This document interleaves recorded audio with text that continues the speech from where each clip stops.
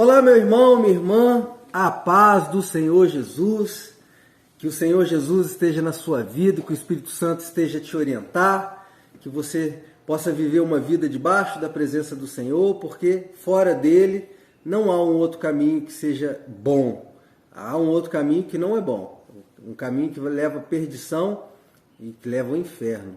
E nós temos somente dois caminhos, o caminho que leva a Deus e a vida eterna, ao paraíso, ou o caminho do inferno. E pode ter certeza que o dono do inferno, ele não é gente boa, não.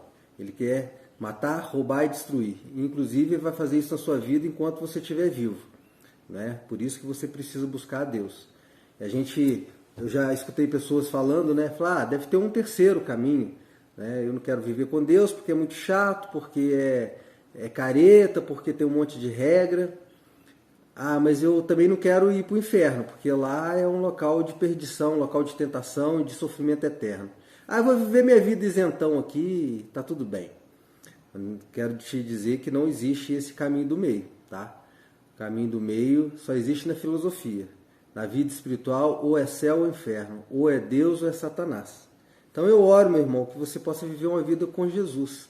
Uma vida com alegria, uma vida careta do jeito que o mundo fala, mas uma vida que te conduz à alegria e à felicidade, uma vida que vai te trazer paz, né? Uma vida que vai te trazer cura, que vai trazer para você viver uma vida voltada para a vontade do Senhor, e pode ter certeza que a vontade de quem criou todas as coisas, que inclusive criou os céus, a terra, criou esse sistema solar, criou você é o único ser da face da Terra, entre quase 9 milhões de seres vivos, é o único que pode decidir entre fazer ou não fazer alguma coisa. Todo o resto é obrigado a fazer segundo o seu instinto. Então Deus não faria você com um pedacinho do DNA dele se ele não tivesse parte contigo. E Deus quer viver uma vida, Deus quer que você viva uma vida com ele, né? Então, sinto te dizer que é o Deus ou o diabo. E eu vou te dizer, eu tenho perseverado em viver a vida com Deus, e é essa vida, somente nessa que há paz.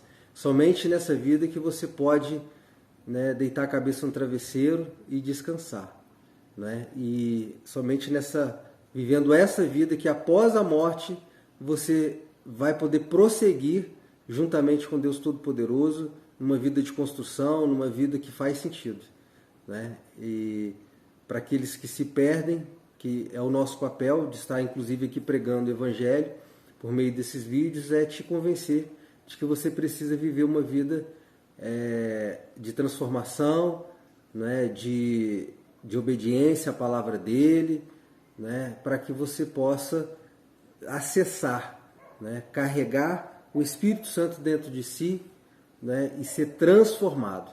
E a palavra nos fala, né, para que a gente nos transforme, né, pela renovação da nossa mente. Então, o que está aqui na mente, né, aquilo que você acessa, aquilo que você dedica tempo, aquilo que você estuda, aquilo que você se esmera em buscar, isso que vai configurar suas crenças, seus princípios, configurar suas preferências, seus gostos. E por isso que se você passa a maior parte do tempo distraído ou buscando conteúdos que não têm a ver com Deus, você vai formatar sua mente para viver longe de Deus, né? Então, muito dos resultados, aliás, toda colheita tem a ver com a semente que você tem plantado. E eu oro em nome de Jesus para que você busque essa boa semente e plante as coisas do Senhor na sua vida. Dá um testemunho. Ontem eu passei uma manhã não triste, eu não estava triste, não estava angustiado com nada, mas eu estava ansioso por conta de trabalho, por conta de algumas coisas que eu precisava decidir, e eu estava me sentindo sufocado. E aí, aquela manhã foi um pouco difícil, né, mas eu não estava triste, só tenso. E aí o dia foi passando, pós-almoço, Deus me deu uma resposta que trouxe alegria ao meu coração e eu estou bem até agora. Então, assim, se eu não estivesse vivendo, buscando no Senhor e estivesse pedindo que Ele me desse respostas, contando com a ajuda dele, eu não teria tido a resposta e muito possivelmente eu estaria triste e angustiado. Você pode ter certeza que uma pessoa angustiada, o criativo dela paralisa, a alegria dela não volta, os relacionamentos dela sofrem interferência, enfim. Parece que é uma árvore que se contamina e os seus frutos vão se contaminando até que ela seca e cai. É assim que funciona. Quando você tem um pulverizador, você tem o remédio para aquele problema que é Deus, a árvore se cura e todos os frutos se salvam. E é assim que eu me sinto. Então, breve testemunho para mostrar para vocês o quanto que é importante estar na presença do Senhor. Amém? Vamos à palavra. Hoje nós vamos passar de uma forma rápida pelo livro de Atos novamente. Estamos aí no capítulo 22. Capítulo 22 de Atos. Ontem nós vimos que Paulo desceu, ele retornou da terceira viagem missionária dele, passou em Cesareia, teve contato com Filipe e após isso finalmente chegou a Jerusalém, onde ele foi adorar no templo depois de ter se reunido com a igreja, mas acontecendo de lá estar no templo, ele foi lançado fora do templo, reconheceram ele, inclusive irmãos não, judeus que prejudicaram ele em Éfeso, descendo de Jerusalém, o encontraram lá, insuflaram os outros judeus contra ele e o lançaram fora do templo e começaram a surrar. E aí nós lemos ontem que Paulo, ele sendo surrado, de repente ele é protegido ali pelo tribuno, que é uma forma de delegado, porque o tribuno e os centuriões ali, eles ouvem aquele alvoroço todo e eles vêm para saber o que está acontecendo, e obviamente que eles sendo detentores e tendo o privativo da justiça, o monopólio da justiça, eles ali repelem os judeus e lançam mão sobre Paulo, e vão levando Paulo, depois de ter sido violentado, para ali as instalações do tribuno, ali para a prisão, e subindo para as instalações, no meio da escada, ele pede o tribuno para se dirigir àqueles que o violentaram, aqueles judeus que estavam ali e outros tantos que estavam lá juntos. E ele começa um discurso voltado para eles na língua aramaica, o que faz com que,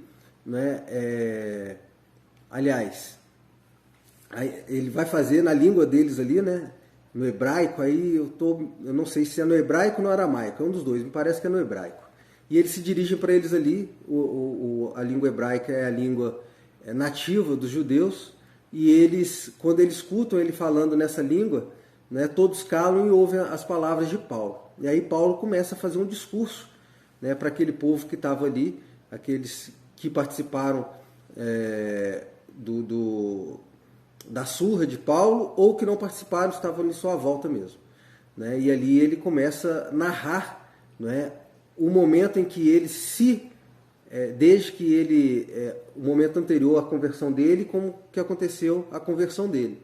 Ali Paulo vai falar que ele é judeu, criado e instruído aos pés de Gamaliel, que é um grande sacerdote e escriba de Jerusalém, que ele era um judeu, ele era um fariseu praticante, que lançava a mão sobre os cristãos, e ali ele narra que ele inclusive foi o responsável pelo assassinato de um dos diáconos, que era Estevão, que é o primeiro mártir da igreja. Então ele demonstra o quanto ele era judeu e fariseu e cumpridor da lei. Então não era para que eles o isentassem de culpa, mas é para mostrar que havia um histórico, que ele não era um cristão não tinha sido a vida toda cristão, que ele tinha passado por processos. Então ele tinha sido um fariseu praticante, ele participou da morte de Estevão e ele conquistou, por meio dessas atitudes, uma autoridade para perseguir os cristãos. E em uma dessas viagens em que ele estava a perseguir os cristãos, ele vai para Damasco intentando manietar, ou seja, prender cristãos ali, perseguindo cristãos, e trazer para Jerusalém para que eles fossem julgados e talvez até mortos, assim como eles fizeram com Estevão. E Paulo, diante daquele povo, ele conta que no caminho para Damasco, houve um grande resplendor de luz e ele foi lançado para trás, o cavalo se assustou, foi lançado para trás ali e todos se assustaram com aquela luz intensa, né? Ele estava acompanhado por alguns outros judeus e fariseus, né? Porque eles eram judeus fariseus, estavam ali no caminho para Damasco. E ali, embora todos tenham visto a luz, somente Paulo, que até então chamava Saulo, somente ele escutou, né, uma voz, os demais só viram a luz. E aquela voz falava assim, ó, Saulo, Saulo, por que tu me persegues? E aí Saulo responde para ele, quem és, Senhor? Aí Jesus responde para ele, é Jesus a quem tu persegues. E aí Saulo vai redarguir dizendo, o que é que tu queres que eu faça? Né? E ali Jesus diz somente que ele prosseguisse e fosse para Damasco. E assim ele fez. Os demais ali não entenderam, porque foi aquela luz gigante, né? Não era noite, era dia, e mesmo assim aquela luz resplandeceu intensamente, até o ponto do cavalo se assustar e lançar Saulo fora. Né? E ali Saulo cego, né? Tem apoio daqueles que o seguiam, que o conduziram até Damasco. Chegando lá, né? Deus já tinha, né, se manifestado a Ananias, que era um judeu temeroso ao Senhor, e Ananias recebendo a ordem que fosse impor as mãos sobre Paulo, né, e assim ele fez, impôs as mãos sobre Saulo, que aí se transformou em Paulo, né, e ele passou a ver, né, e ali naquele momento, né, ele é automaticamente, ele se converte, ali ele tem a revelação de quem é Jesus, qual a importância de Jesus e a realidade de quem Jesus era. Né? E ali Ananias dá o recado de Jesus para ele, diz que é para ele se batizar e dar testemunho do que aconteceu com ele. Naquele momento ali ele então é convertido, se batiza e ele sai contando para todos o que aconteceu, já se sentindo cristão. Há uma conversão instantânea. Né?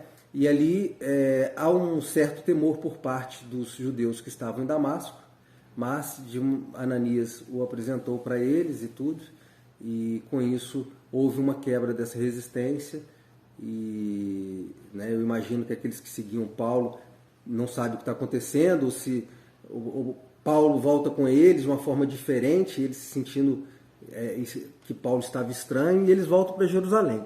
Né? Em Jerusalém, né, Paulo ele não se apresenta ali para o Sinédrio, nem traz ninguém preso, se desmembra daqueles que o acompanhavam, mas ali já como cristão, ele vai para o templo e começa uma campanha ali no templo para poder falar com Deus, porque é o que ele conhecia, que para falar com Deus tinha que ser no templo. Então, ali Deus está formatando o coração dele, está passando por um processo de entendimento, que depois ele não vai precisar mais do templo, ele vai entender que para acessar Deus, em qualquer lugar, ele acessa Deus por meio do Espírito Santo. Né? Mas estando ali no templo, e aí, isso tudo que eu estou falando, Saulo está falando para aquele povo, né? Estando naquele, retornando, aí ele fala, né? Depois de todo esse processo de conversão, enfim, ele se justifica para aquele povo, né? Que antes ele era um perseguidor da igreja, depois ele se converte por conta dessa aparição de Jesus, e aí é por esse motivo que ele faz todas as viagens missionárias, e ali chegando a Jerusalém é preso, está sendo levado pelo tribuno, e nesse momento ele está ali diante do povo. Ou seja, ele faz uma retrospectiva desde o momento da conversão até aquele exato momento onde ele está sendo preso. Né? E ali a multidão compreende tudo aquilo que está acontecendo, uns sim, outros não.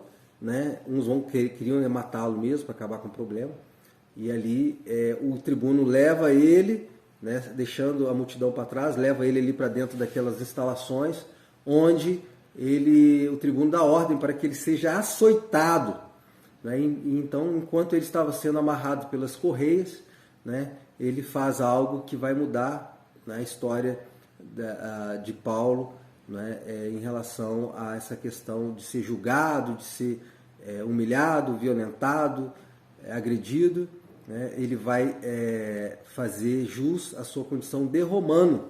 Ele vai comunicar ao tribuno que ele é romano, e que aquilo que ele está fazendo com ele ali não poderia ser permitido, uma vez que só se ele fosse apenas um judeu, e ali eles tinham, né, essa prerrogativa, poder de polícia contra os judeus. E ali o tribuno, né, sente um grande temor por estar fazendo aquilo com um romano, porque o cidadão romano ele tinha sua importância, né, e ali ele suspende, né, aquele açoite e manda que Paulo se apresente diante do Sinédrio, e ali ele vai ter uma oitiva com os grandes sacerdotes, né, os sumos sacerdotes, os sacerdotes, os fariseus, que é da casta do próprio Paulo, né, ali os fariseus, os saduceus, enfim, tinha toda aquela classe religiosa e política daquela época, e Paulo é enviado para lá, e no próximo capítulo nós vamos ver e vamos estudar aquilo que Paulo falou diante do Sinédrio e, né, as repercussões, os desdobramentos, né, dessa oitiva que vai acontecer, né, nesse depoimento de Paulo lá diante do Sinédrio. Mas isso você, para saber, vai precisar me acompanhar no vídeo de amanhã. Amém? Por hora vamos orar e agradecer a Deus por essa palavra e pedir a Deus que nós possamos, né, estar como Paulo, né, vivendo uma vida produtiva, né, e dando resultados. Muitas das vezes com muitas reações, mas é assim mesmo, né? A luz espanta as trevas e nem sempre as trevas querem abandonar o ambiente.